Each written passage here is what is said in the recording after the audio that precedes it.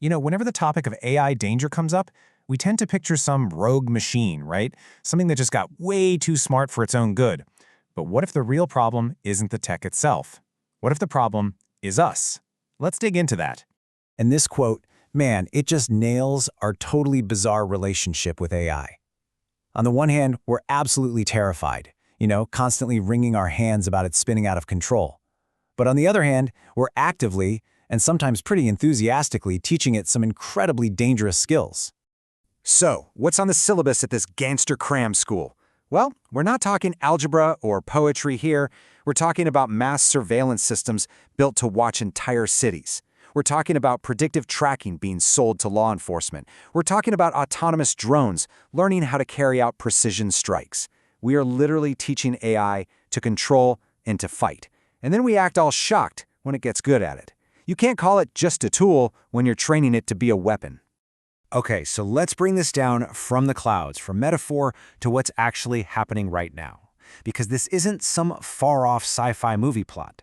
The consequences of this, education, are already here, and they're starting to crack the very foundation of trust in our world. It really wasn't that long ago, right? We all live by a pretty simple rule. If you saw it with your own two eyes or heard it with your own ears, well, it was real.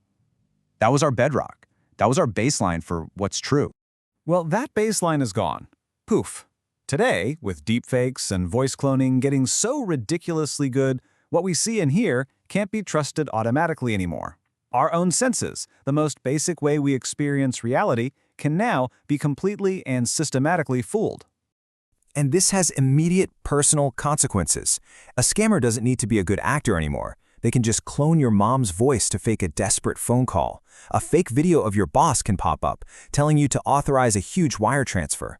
This isn't just about fake news. It's about weaponizing the people and the authority you trust the most. Look, getting scammed like that is terrible. It breaks trust at a one-on-one human level. But the problem?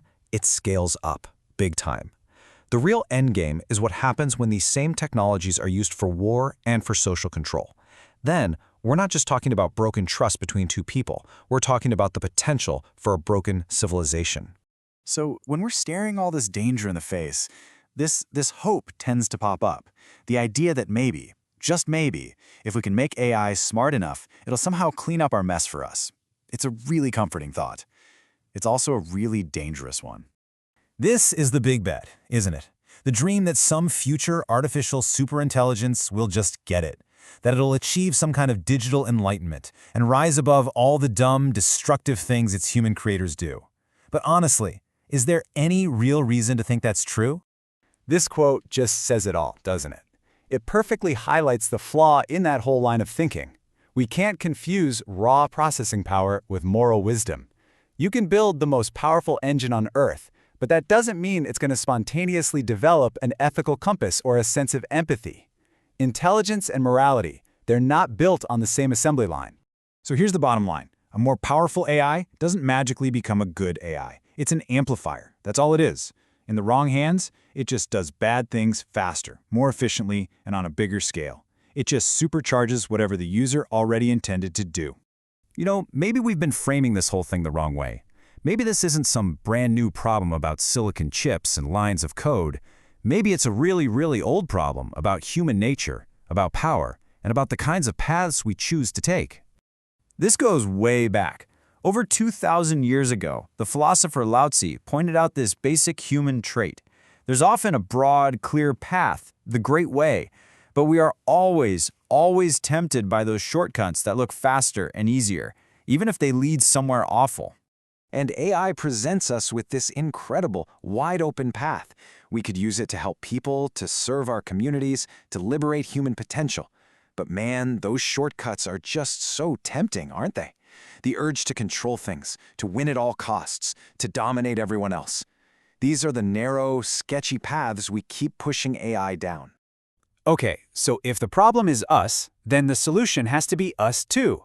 It's not about sitting around and waiting for some tech savior to arrive. It's about us building a system of governance with clear, enforceable rules. Rules with actual teeth. So what would those rules even look like? Well, here are 5 big ones. First, and this is non-negotiable, You prohibit AI from making autonomous life-or-death decisions, period.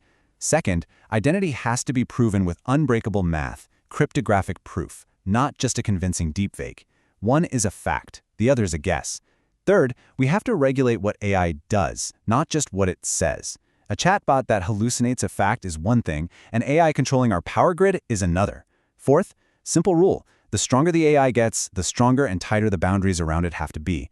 And finally, we have to know what's going into these things. That means mandatory, full audits of the training data and the goals of these systems. And that really brings us to the heart of it all. We spend so much time arguing about what AI will become, but we're asking the wrong question.